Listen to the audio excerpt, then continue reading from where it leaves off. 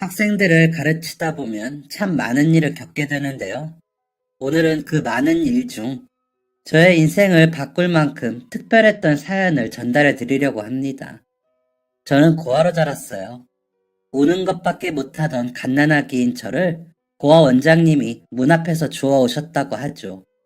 저를 낳아준 사람은 저에게 이름조차 지어주지 않았기 때문에 제 이름은 제가 고아원으로 오던 날 당직을 서시던 선생님의 이름 하나씩을 따 이현정이라는 이름을 가지게 되었습니다. 이런 사실이 딱히 부끄럽지는 않았어요. 당시 고아원에 있던 대부분의 여자아이들의 성이 모두 이였거든요. 고아원은 저에게 있어 집이었고 고아원의 원장님, 선생님, 그리고 친구들은 모두 저의 가족이었습니다. 저는 그곳에서의 삶이 불행하지 않았어요. 그 이유는 모두가 그렇게 사는 줄 알았거든요. 그랬기 때문에 국민학교에 들어간 이후 저의 삶은 180도 달라지고 말았습니다. 학교에 입학한 첫날 선생님이 종례 시간에 제 이름을 크게 부르셨습니다. 자, 오늘 나눠준 통신문은 부모님한테 꼭 전달하도록 하고, 이현정, 너는 미래보육원에 살지? 너는 원장님한테 가져다 드려. 선생님은 이 말 한마디만 남긴 채 호련히 사라지셨고, 반 아이들은 일제히 웅성거리기 시작했습니다. 미래보육원이 뭐야? 잘 모르겠는데. 이때만 해도 저는 친구들의 웅성거림의 이유를 알지 못했습니다. 하지만 그 다음 날이 되자 바로 웅성거림의 속뜻을 알게 되었어요. 야, 우리 엄마한테 물어봤는데 너 엄마 아빠 없다며? 로 시작된 괴롭힘은 끝이 없었습니다. 입학식 때만 해도 친하게 지내보자 라며 손을 내밀던 친구들은 저를 피하기 바빴고 제 옆에 앉으면 더러운 것이라도 없는 양 행동했죠. 한 아이는 우리 엄마 아빠가 그러는데 부모 없이 자란 애들은 못 배운 게 많아서 옆에 두면 사고만 칠 거래. 그러니까 난 너랑 안 놀 거야. 라는 말을 하게 됐습니다. 지금이야 그런 말을 들으면 웃기고 있네. 라며 코웃음을 쳤겠지만 그때 저는 너무나 어렸고 아무 생각 없이 내뱉는 친구들의 말을 빗으로 삼아 제 가슴에 꽂고 있었어요. 저는 점차 말을 잃어갔고 작은 상황에도 울컥하고 방어적으로 행동하는 아이로 변해갔습니다. 그렇게 스스로를 갉아먹고 있던 어린 저를 건져내준 건 다름 아닌 저와 같은 날 고아원에 들어온 한 살 오빠 박희철이었어요. 저와는 다르게 이름을 가지고 고아원으로 들어온 희철이 오빠는 제 눈에 어른 같은 존재였습니다. 고작 한 살밖에 차이가 안 나는데도요. 희철 오빠는 어느 날부터 저를 데리고 등하교를 하기 시작했습니다. 30분 정도 걸어가는 동안 오빠는 저에게 이런저런 이야기를 해주었어요. 자신이 처음 학교에 입학했을 때의 이야기, 친구들과 싸웠던 이야기, 가장 친한 친구는 누군지에 대한 것들이었죠. 그렇게 한 학기가 지나고 나니 저는 그 누구보다 희철이 오빠를 의지하게 되었습니다. 희철 오빠는 제 반 아이들에게 자신을 꼭 현정이 오빠라고 소개했어요. 그렇다 보니 이제 갓 학교를 입학한 1학년 아이들은 더 이상 저를 건들지 않았습니다. 오빠와 함께 다니면서 저에게는 친구가 늘었어요. 저의 성격이 다시 밝아진 이유도 있겠지만 오빠의 친구들과 친하게 지내는 모습을 부러워한 동급생들이 저에게 다가왔기 때문이었죠. 저는 오빠와 둘도 없는 친구 사이로 지냈습니다. 정확히 따지면 남매처럼 자랐죠. 얼마나 오해 있게 자랐는지 선생님들은 우스갯소리로 박현정으로 하든 이희철로 하든 누구 한 명 성을 바꿔야 하지 않겠어? 라고 말하시곤 했어요. 하지만 저와 희철 오빠는 얼마 지나지 않아 이별을 하게 되었습니다. 고아원에서 가장 중요한 행사가 뭔지 아시나요? 어린이날? 크리스마스? 아니요. 고아원에서 가장 중요한 날은 누군가가 입양을 가는 날입니다.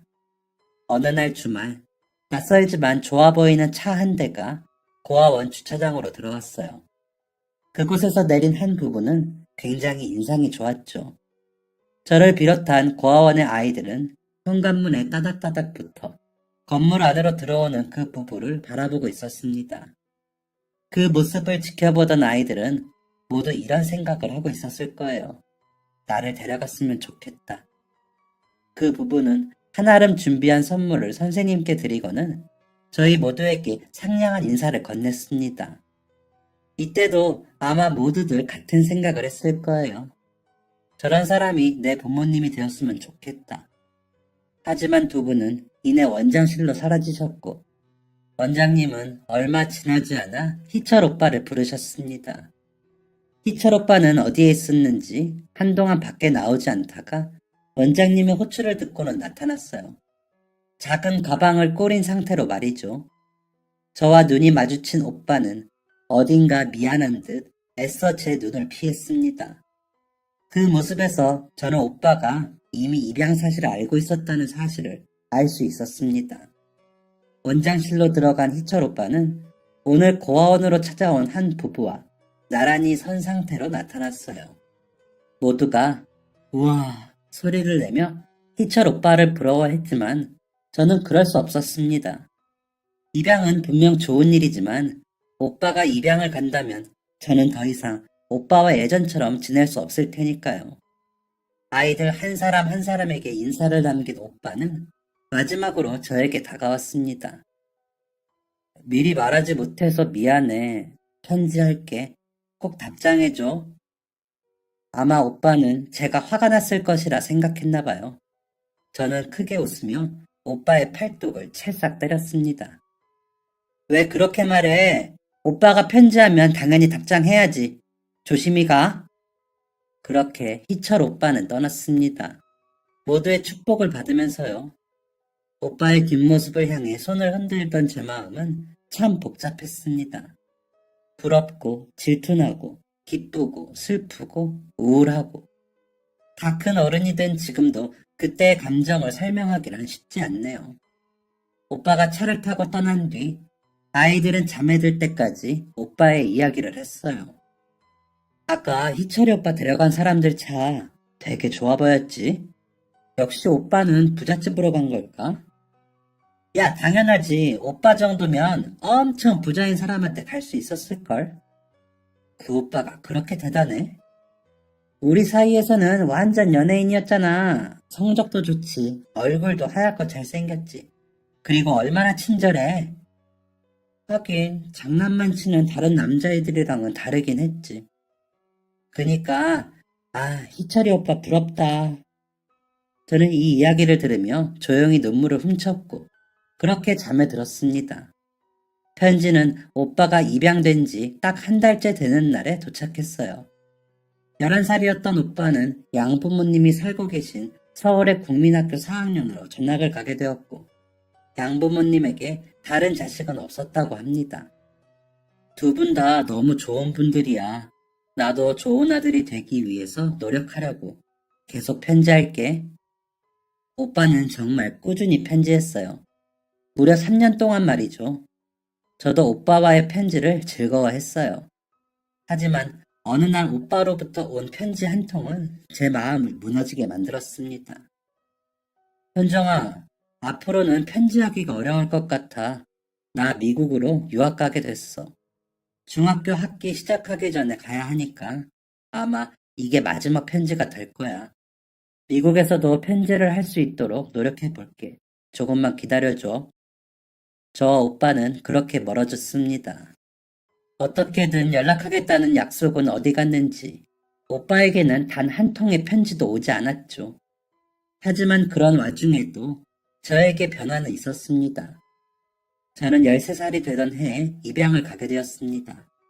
저와 같은 나이의 딸을 잃은 두 분이 저를 자식으로 받아들여 주신 거였죠. 최유나라는 이름도 선물 받은 제 밑으로는 나이 차이가 많이 나는 6살짜리 동생이 있었는데 동생 또한 너무 귀여웠습니다. 저는 양부모님께 아주 큰 사랑을 받았어요. 동생과 저를 차별하신다던가 죽은 첫째 딸의 모습을 저에게 강요하지도 않으셨죠. 그 사랑이 너무 가분해서 입양된 지 몇 년간은 내가 이런 사랑을 받아도 되는 사람인가? 라는 의문을 늘 가슴속에 품고 살았습니다. 그렇게 고등학생이 되었을 때 저는 이 질문에 대한 답을 내리게 되었어요. 나는 사랑받을 만한 사람이다. 그리고 사랑받은 사람은 내가 받은 만큼의 사랑을 베풀 줄 알아야 한다. 나 같은 아이에게 사랑을 줄 수 있는 선생님이 되자. 사실 이런 생각을 하게 된 데는 국민학교 1학년 담임 선생님과의 일이 한몫을 했습니다. 아이들 앞에서 제가 고아원 출신이라는 것을 아무렇지 않게 이야기하고 친구들에게 괴롭힘을 당해도 아무 말씀하지 않으시던 그 선생님 말이죠. 저는 그런 선생님들만이 이 세상에 존재한다면 삐뚤어지고 상처받는 아이들이 너무나 많아질 것이라고 생각했고, 그런 아이들이 생겨나지 않도록 선생님이 되기로 결정한 것이었습니다. 그렇게 저는 교대 진학을 목표로 공부를 시작했어요. 아주 다행스럽게도 공부는 제 적성에 딱 맞았습니다. 하루 종일 책상 앞에 앉아 교과서를 탐독해도 지치지 않았죠. 얼마나 공부에 열심이었는지 하루는 양부모님이 제 어깨를 붙잡고 눈물을 흘리기까지 하셨어요. 제가 이렇게까지 쉬지 않고 공부를 하는 이유를 오해하셨기 때문이었죠. 네가 이렇게까지 공부를 하지 않아도 너는 엄마 아빠 딸이야. 저는 작은 미소와 함께 한숨을 쉬며 두 분을 위로해드려야 했습니다. 내가 입양하기 때문에 특별한 부담감을 느끼고 있는 게 아니라고. 두 분이 나를 얼마나 사랑하고 계신지는 나도 잘 안다고 말이죠. 마음이 여린 저의 부모님은 눈물을 쓱쓱 닦으며 그게 정말이냐고 물으셨고, 저는 몇 번이나 두 분을 안심시켜드린 후에야 정식으로 교사가 될 수 있었습니다. 교대를 졸업하고 임용고시에 합격하고 첫 출근을 한 나이가 고작 24살이었어요. 부모님은 결국 꿈을 이룬 저를 대단히 자랑스러워 하셨습니다. 저 또한 그런 부모님의 모습을 보며 뿌듯함을 감추지 못했죠. 어느 학교로 부임을 할지 정해진 이후 저와 가족들은 할머니의 생신을 맞아 할머니 댁으로 향했습니다. 정말 오랜만에 한자리에 모인 아버지의 형제들은 우리가 오기 전부터 술을 마셔 이미 거하게 취한 상태였어요. 저희 가족은 연로하신 할머니 곁에서 시간을 보내다가 거실로 나왔습니다. 술을 마신 어른들이 큰 목소리를 내는 상황은 아직 어린 동생에게 보기 좋은 모습은 아니었기 때문에 동생은 할머니 방에 둔 채로 말이죠.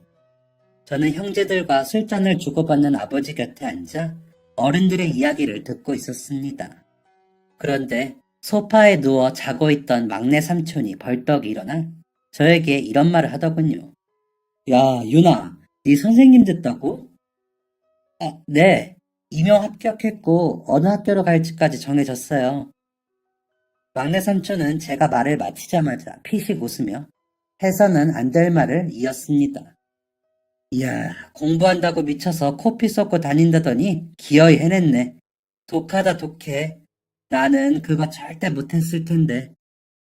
술에 잔뜩 취한 작은 삼촌의 말투가 묘하게 비꼬는 투인 걸 알아차린 어른들은 그만해라 이제. 취했으면 들어가서 자. 라며 작은 삼촌을 말리셨지만 작은 삼촌은 멈추지 않았어요. 아니, 내가 뭐 애를 잡아먹기라도 하나? 그냥 나는 신기해서 그래. 윤아야, 너 낳아준 엄마는 너가 이렇게 될 줄 알았으면 너를 버리고 갔을까? 저는 순간 제 귀에 큰 문제가 생긴 줄로만 알았습니다. 하지만 막내 삼촌의 입에서 나온 말은 모두 현실이었습니다. 제가 충격을 받은 듯 멍하니 앉아있자 아버지는 벌떡 일어나 고함을 치셨어요. 그만하지 못해? 막내 삼촌은 뭐에 씌인 건지 말을 멈추지 않았습니다. 아니지, 아니야. 지 배 아파서 낳은 딸 버리고 도망간 엄마 손에서 자랐으면 이렇게 잘 못 컸지. 야, 윤아야, 너는 꼭 니네 부모님한테 효도해라. 알겠지? 순식간에 공기가 얼어붙는 게 느껴졌고 어머니는 제 손을 잡고 일으켜 현관으로 향하셨어요. 아버지의 형제들은 막내 삼촌을 끌어내 방으로 밀어 넣으려고 하셨죠. 아버지는 그 앞에서 손가락을 치켜 올리며 고함을 치고 계셨습니다. 문이 닫히기 전 막내 삼촌은 아버지에게 손가락질을 하며 이렇게 말씀하고 계셨어요. 피 한 방울 안 섞인 계집애를 오냐오냐 창피한 줄 알아? 막내 삼촌은 분명 아버지에게 이야기했지만 그 말은 저에게 한 것이기도 했습니다. 불편한 마음으로 집으로 돌아온 날, 아버지는 가족들과의 절연을 선언하셨어요. 놀란 제가 되묻자 아버지는 어머니에 대한 도리만 다 할 거다. 나는 내 아내, 내 자식들이 더 소중해. 무례하게 내 가족들한테 상처 주는 놈들 가만둘 생각 없다. 라고 대답하셨죠. 나중에 알게 된 사실이지만 막내 삼촌의 언행을 들은 아버지의 형제들은 모두 막내 삼촌을 두둔했다고 해요. 애가 오죽하면 그랬겠냐. 네가 이해해라. 말 맞따라 친딸도 아니지 않냐. 터놓고 말해서 어머니 돌아가시면 유산 나눠 가져야 하는데 피 한 방울 안 섞인 애가 그거 가져가게 생기지 않았냐. 라는 말 등을 했다고 하죠. 할머니 방에 있으면서 이 이야기를 들은 동생에게 얼마 전 들은 이야기입니다. 그동안 동생이 왜 이렇게까지 아버지의 형제들을 싫어하나 했는데 그런 이유가 있었더군요. 아무튼 저는 저를 최우선으로 생각해주는 아버지와 어머니, 여동생과 함께 행복한 삶을 살고 있었습니다. 학교에서도 초임교사로 최선을 다했죠. 그렇게 교사 6년차가 되었을까요? 서당계 3년이면 풍어를 읊는다고 교사 생활 6년이면 학교가 돌아가는 구조는 뻔히 보게 되더군요. 아이들과 함께 지내는 것도 익숙해지고 학부모들 민원을 다루는 것에도 익숙해졌을 때쯤 정말 감사하게도 우수교원으로 선발되게 되었습니다. 우수교원은 무슨, 말만 우수교원이겠지 생각했지만 우수교원의 특혜는 정말 대단했습니다. 바로 캐나다로 교육을 받으러 가게 된 것이었죠. 아이들의 방학이 시작되자마자 우수교원들끼리 떠난 캐나다는 실로 대단했습니다. 하지만 감탄은 얼마 가지 못했습니다. 일정이 아주 힘들었기 때문이었죠. 와, 나 임용 준비할 때도 이렇게 힘들게 안 했던 것 같은데 라는 곡소리가 터져 나올 때쯤 한 동료가 외쳤습니다. 오늘이 마지막 날인데 좋은데 한번 못 가보고 한국 갈 거예요? 목소리 큰 동료의 외침에 모두가 동요하고 있을 때 그 동료는 쐐기를 박는 한마디를 남겼습니다. 우리 술 마십시다. 오랜 교육 일정에 지친 동료들에게 휩쓸려 도착한 작은 펍은 은은한 음악이 나오는 아주 분위기 좋은 곳이었어요. 동료들은 내가 이 고생을 하러 여기까지 왔냐부터 시작해서 이 교육 내용을 어디에다가 써먹을 것인지에 대한 일 얘기 등 자유로운 이야기를 쉼없이 해댔죠.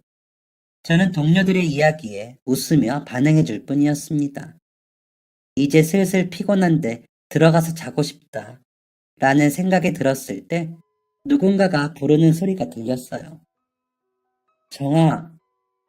저는 뒤돌아보지 않았습니다. 그저 이 먼 캐나다에서도 한국 이름을 가진 사람이 있나 보네 라고 생각했죠. 낯선 남자는 지치지 않고 누군가를 불렀습니다. 현정아! 저는 잠시 멈칫했습니다. 고아원에 버려진 저에게 붙여진 이름이 바로 현정이었기 때문이죠. 조금 당황스러워하고 있는데 뒤에서 한 번 더 목소리가 들렸습니다. 이현정? 어느새 가까이 온 낯선 남자의 목소리에 고개를 돌리니 너무나 익숙한 얼굴을 하고 있는 사람의 얼굴이 보였습니다. 희철 오빠? 역시 너 맞는구나. 저를 끌어안고 반가워하는 희철 오빠는 교포의 느낌이 더 컸어요. 딱 봐도 그동안 한국에 들어오지 않은 게 보일 정도였습니다. 저는 그런 희철 오빠를 반가워했고 동료들은 어리둥절한 표정으로 저희를 바라보았어요. 저는 동료들에게 간단하게 설명한 이후 자리를 옮겨 오빠와 이야기를 이어나갔습니다. 아니, 어떻게 된 거야? 어떻게 우리가 여기서 만나? 그리고 오빠는 나를 어떻게 알아봤어? 나 옛날에 비해 많이 예뻐져서 알아보기 힘들었을 텐데. 능글맞은 저의 질문에 오빠는 옛날과 똑같은 웃음을 짓고는 제 볼을 콕 찌르며 이렇게 말했어요. 여기 보조개 어디서 많이 본 거다 싶었는데 역시 너더라. 순간 어라 싶었어요. 제가 알던 어린 희철 오빠가 아닌 듯 했죠. 겨우 정신을 되잡은 저는 희철 오빠와 밀린 이야기를 나누었습니다. 오빠의 이름은 박희철에서 김성철로 바뀌었다고 해요. 제가 이현정에서 최윤아로 바뀐 것처럼 말이죠. 오빠는 미국에서 대학까지 졸업했고 캐나다에는 친구들과 여행차 왔다가 저를 본 것이라고 해요. 저는 정말 시간 가는 줄 모르고 오빠와 긴 대화를 나누었습니다. 나이가 나이이다 보니 그동안 소개팅도 많이 해보았는데 이성과 이렇게까지 오래 대화를 한 건 처음이었던 것 같아요. 오빠와 떨어져 있던 시간이 함께 했던 시간보다 훨씬 많은데 이토록 편안한 마음이라니 신기할 따름이었죠. 그렇게 늦은 밤 오빠와 헤어지고 숙소에 돌아간 뒤 문자 한 통이 도착했습니다. 내일 저녁에 출국한다고 했지? 그 전에 얼굴 한번 보자. 점심도 먹고. 오빠의 말에 조금 수줍어진 저는 한 차례 이불을 걷어찬 뒤에야 잠에 들 수 있었습니다. 다음날 점심 식사를 위해 제가 머물고 있던 호텔로 찾아온 오빠의 모습은 어제보다 훨씬 멀끔해진 모습이었어요. 멋진 에스코트를 받아 식당으로 도착한 뒤에는 어제와 마찬가지로 이런저런 이야기를 떠들었습니다. 식사를 거의 마쳤을 때쯤 저는 마음 깊은 곳에서 항상 궁금해하던 그것을 물었습니다. 오빠, 왜 편지한다고 해놓고 안 했어? 내가 얼마나 기다렸는데. 살짝 울컥하는 마음을 겨우 가라앉히고 눈을 들었는데 굉장히 미안한 눈을 한 오빠가 저를 바라보고 있었어요. 사실 미국에 간다는 건 우리 부모님의 의지가 컸어. 미국에 겨우 정착하고 나니까 벌써 1년이 지났더라. 너한테 연락을 하고 싶었는데 부모님이 한국에 연락하는 걸 별로 반기시지 않아서 고집을 부리기가 어려웠어. 왜 한국에 연락하는 걸 막으셨는데? 이제 내 가족은 우리 부모님인데 내가 자꾸 한국에 미련을 두는 것 같아서 걱정스러우셨나 봐. 저는 차마 고집을 부리지 못했던 오빠의 마음도 자꾸만 한국에서 함께 자란 고아원 출신 동생에게 마음을 쓰는 아들이 걱정스러운 부모님의 마음도 이해가 됐습니다. 2년이 지나서 너한테 겨우 편지를 보냈는데 답장은 원장님한테서 왔어. 너가 입양됐다는 소식이더라. 순간 오빠에게 미안한 마음이 들었습니다. 오빠는 한 번도 저를 잊어버린 적이 없는데 내심 서운한 마음을 품고 있었던 게 미안해진 것이죠. 오빠는 간절한 목소리로 제게 말했습니다. 너를 한 번도 잊어버린 적이 없어. 내 첫 번째 가족이 바로 너였는데 내가 너를 어떻게 잊겠어? 저도 울먹이는 목소리로 대답했습니다. 나도 오빠를 잊어버린 적이 없어. 오빠도 내 첫 번째 가족이야. 그리고 지금까지도 내 가족이야. 한참 동안 눈물을 흘리고 난 뒤 오빠는 저에게 이제 곧 한국으로 돌아올 예정임을 밝혔습니다. 그럼 한국에서도 오빠를 볼 수 있는 거야? 저의 질문에 오빠는 활짝 웃으며 대답해 주었어요. 그럼 오빠를 만났다는 기쁨을 덤으로 안고 돌아오는 귀국길은 참 행복했습니다. 저는 이 소식을 가족들에게 알렸고 가족들은 자신들의 일처럼 오빠와의 만남을 축하해 주었어요. 얼마 지나지 않아 오빠는 정말 한국으로 돌아왔고 한국 IT 계열 회사에서 일을 하기 시작했습니다. 다행히 각자 일하는 지역이 같아서 자주 얼굴을 보게 되었어요. 그리고 예상하셨겠지만 지속된 만남 끝에 저희는 연인이 되었습니다. 그리고 3년의 연애 끝에 저희는 부부의 연을 맺게 되었습니다. 서로에게 첫 번째 가족이 되어주었던 아이들이 다시 만나 한 가정을 이루게 된 것이었죠. 저에게 기회가 된다면 이 이야기를 한 번 더 사연으로 다뤄보고 싶네요. 결혼 후 저는 늘 행복한 시간을 보냈습니다. 매일 아침 미국식 아침 식사로 나를 깨워주고 학교까지 데려다주는 남편 덕에 사랑받는다는 느낌이 충만한 상태였죠. 그런데 그랬던 저에게도 근심거리가 하나 생겼습니다. 남편에 대한 것은 아니었어요. 바로 제가 맡은 반에 새로 전학 온 아이 때문이었죠. 어느 날은 남편과 식사를 하고 있는데 남편이 이렇게 묻더군요. 왜 이렇게 잘 못 먹어? 속이 안 좋아? 죽을 끓여줬어야 했나? 저는 퍼뜩 놀라 정신을 차리고 사과했습니다. 아유, 아니야. 누가 만들어줬는데. 너무 맛있지. 그런데 왜 그래? 무슨 고민이라도 있는 거야? 정말로 저를 걱정하고 있는 남편의 표정에 저는 차마 다른 이야기를 하지 못하고 속 이야기를 꺼내게 되었습니다. 사실 이번 학기에 전학 온 학생이 있는데 그 학생한테 신경이 많이 쓰이네. 왜? 애가 막 다른 애들을 괴롭혀? 그것도 아님 말을 잘 안 들어? 저는 고개를 가로저으며 대답했어요. 차라리 그러면 밥이라도 넘어갈 것 같아. 얘는 뭐랄까. 나한테도 그렇고 다른 애들한테도 그렇고 벽을 쳐. 자기 선 안에 들어오면 가만두지 않겠다는 듯이 항상 날카로운 상태로 있고 남편은 의아한 듯 물었습니다. 왜 그러지? 무슨 상처라도 받았나? 아니, 애초에 초등학교 6학년이 6학년 2학기에 전학 올 일이 뭐가 있어? 저는 심호흡을 크게 하고 그 이유를 남편에게 알려주었습니다. 그 학생 위탁가정에서 자라고 있어. 아, 그래. 위탁가정에서 자라는데 그게 뭐?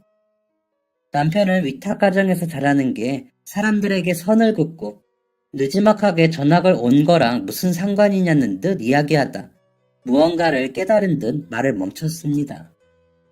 위탁가정에서 자라고 있기는 한데 보호자가 몇 번이나 바뀌었다나 봐.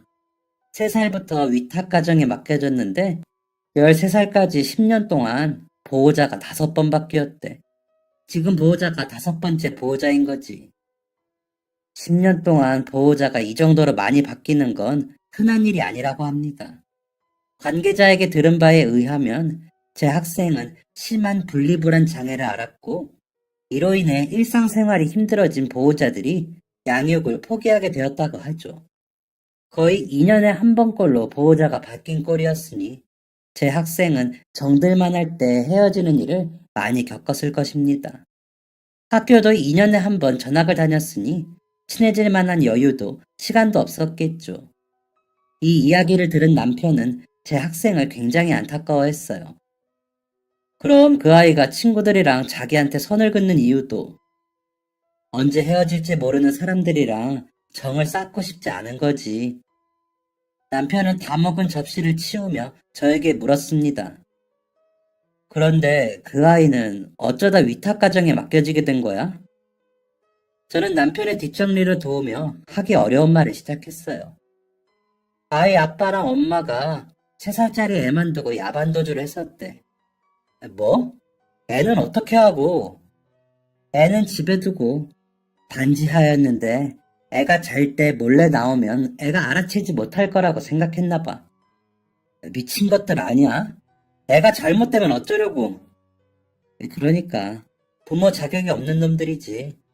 아무튼 다행히 애가 깨서 엉엉 우니까 주인집에 아이를 발견했다나 봐. 마침 주인집 문 앞에 밀린 월세는 죄송합니다. 다음 생에 갚겠습니다. 라는 쪽지가 붙어 있기도 했고 아이의 부모는 아주 양심이 없는 족속들이었습니다. 밀린 월세는 죄송합니다. 나중에 갚겠습니다도 아니고 다음 생에 갚겠습니다라니. 게다가 그 사람들은 경찰 수사를 통해 붙잡히게 되었고 그 과정에서 이혼을 하게 되었다고 합니다. 애엄마는 절대 애는 못 데려가겠다고 하지. 결국 아이를 떠넘기듯 받은 아이의 아빠는 관계자들에게 아이를 위탁해달라고 말한 후 사라졌다고 하죠. 아이를 위탁센터에 맡긴 후 단 한 번도 찾지 않았다고 합니다. 원래는 아이를 기를 환경이 준비되지 않은 부모들이 아이들을 위탁가정에 맡겨둔 뒤에 아이를 키울 기반을 다지고 다시 데려가는 게 일반적인데 이 인간은 아이가 성인이 될 때까지 한 번도 찾지 않을 것 같아. 아니, 도대체 그럴 거면 왜 위탁가정에 맡기는 건데? 같은 선생님들 얘기로는 아이가 성인이 돼서 독립할 때를 기다리는 것 같대. 아이가 알아서 살아갈 수 있는 나이가 되면 그때 나타나서 아빠 노릇하면서 돈 좀 뽑아먹고 그러려는 게 아니냐는 거지. 남편은 너무나 현실적인 저의 말에 흠칫 놀란 듯 했습니다. 그래도 나도 그렇게 생각하고 싶은데 세상에는 인간 같지도 않은 인간들이 너무 많더라. 애가 이제 13살인데 애 얼굴은 보지도 않고 계약 갱신할 때도 대리인 보내서 서류에 사인이나 하게 하고 아무리 사는 게 바빠도 지 자식 생일이나 어린이날은 챙겨야 하는 거 아니야? 명절 때 자기 가족들한테 인사라도 시키던가. 화가 나서 다다다 쏟아붓는 동안 저녁 식사 식탁은 깨끗해져 있었습니다. 저는 순간 머쓱해져서 남편에게 말했어요. 미안, 맛있는 요리 해줬는데 제대로 반응도 안 해주고 괜히 화내는 것만 보여줬네. 남편은 그런 저를 보고 웃으며 이렇게 말했습니다. 학생의 상황을 보고 분노하는 선생님, 얼마나 멋있어. 그날 밤 남편과 함께 있는데 남편이 이런 말을 하더군요. 아이랑 진지한 이야기를 해보는 건 어때? 내가 괜히 말을 꺼냈다가 상처를 건들면 지금까지 보호자가 친부모까지 6번이나 바뀌었는데 아마 그 아이도 어른들 생각은 다 알 거야. 당신이 무슨 말을 해도 이해할 수 있을 거란 소리지. 고민하는 저를 응원하는 남편의 한마디를 다정했습니다. 당신은 좋은 선생님이잖아. 진심을 다해서 계속 다가가봐. 언젠가는 마음을 열어줄 거야. 저는 그 다음 날부터 열심히 학생의 마음을 열기 위해 노력했습니다. 정말 쉽지 않았어요. 소라야 라고 부르면 제 말이 끝나기도 전에 교실 문을 박차고 나가버렸고 소라 옆에서 밥이라도 먹으려고 하면 소라는 먹던 식사를 멈추고 교실로 돌아가 버리곤 했죠. 하지만 이런 노력도 수십, 수백 번 하면 먹히기 마련인가 봅니다. 소라야, 당연히 교실 문을 박차고 나갈 것이라 예상하고 학생을 불렀더니 학생이 그 자리에서 멈춰서 제 얼굴을 뚫어지게 바라보더군요. 이때다 싶어서 달려갔지만 소라는 제가 오는 것을 확인하고는 다시 교실 문을 박차고 나갔습니다. 어떻게 해야 소라의 마음을 돌릴 수 있을지 참 착잡하고 걱정스러운 마음이 들었어요. 하지만 포기할 수 없었어요. 소라의 모습에서는 초등학교 1학년 때의 제 모습이 보였기 때문이죠. 저의 노력은 학기가 점점 끝을 향해 달려갈 때쯤이 되어서야 빛을 발하기 시작했습니다. 그때가 되어서야 저는 소라와 짧은 대화를 나눌 수 있었어요. 모두가 하교한 후 소라와 따뜻한 핫초코를 마시며 소라의 속마음을 들을 수 있었죠. 선생님, 저는 어른들이 싫어요. 어른들과 이야기하고 싶지도 않아요. 왜? 어른들이랑 얘기하다 보면 제가 불쌍한 애가 된 것만 같아요. 고개를 푹 숙인 소라의 어깨에는 힘이 없었습니다. 물론 저는 불쌍한 아이가 맞아요.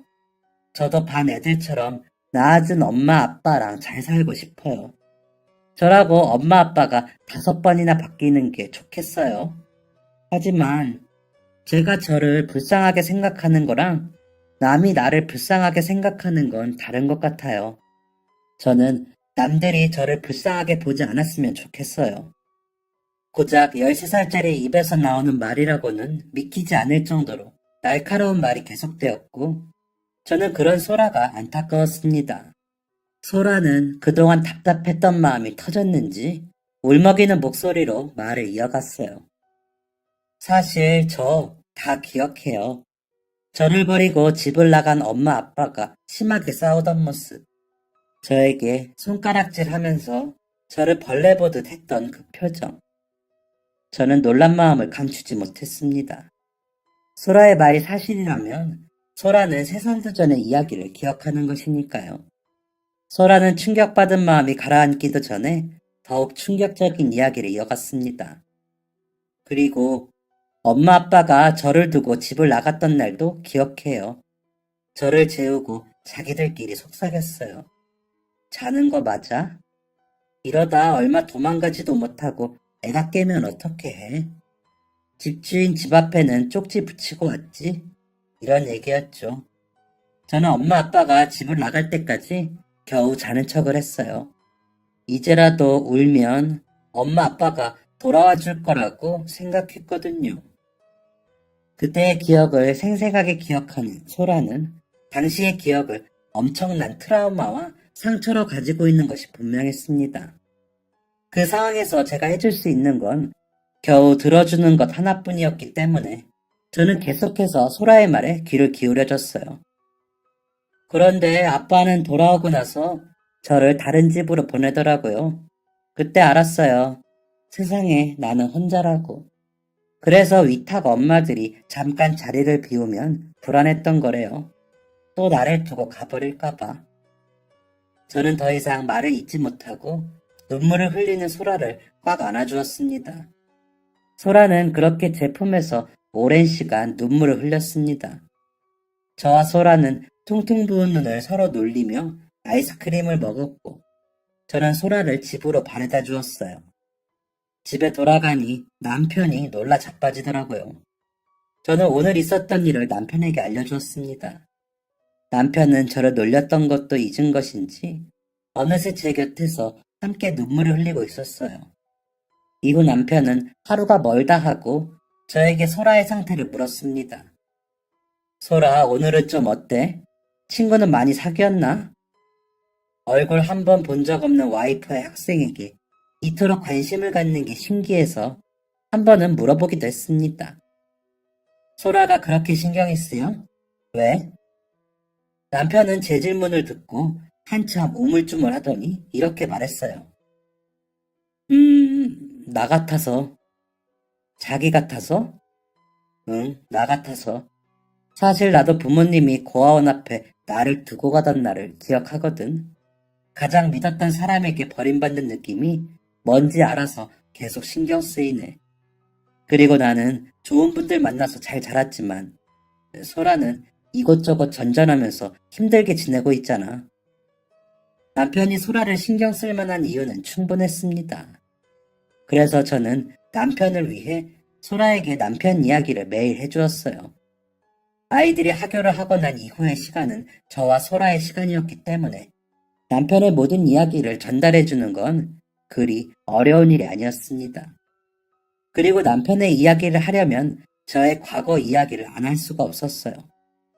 소라는 저와 남편이 고아원 출신이고 같은 고아원에서 자랐다는 사실을 쉽게 믿지 못했습니다. 어떻게 고아원 출신이 선생님이 될 수 있느냐라는 호기심을 가지고 있는 것 같았어요. 부모 없이 자란 애가 어떻게 선생님이 됐는지 궁금하지? 소라는 아니라며 손을 휘저었지만 저는 알 수 있었어요. 사실 나는 부모가 없다는 사실에 세상을 미워했었어. 친구들이랑도 말 한 번 안 섰고 고아원 원장님한테 괜히 신경질을 부리기도 했지. 소라는 믿기지 않는다는 듯 제 이야기를 듣고 있었습니다.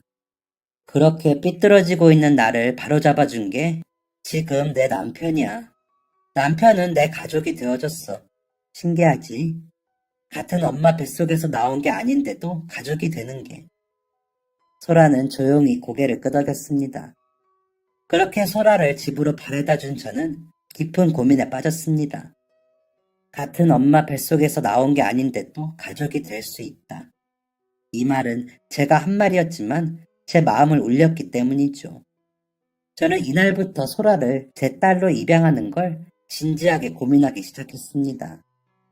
남편이 저의 가족이 되어서 저를 건져준 것처럼 저 또한 소라의 가족이 되어 소라를 건져주고 싶다는 생각이 든 것이죠.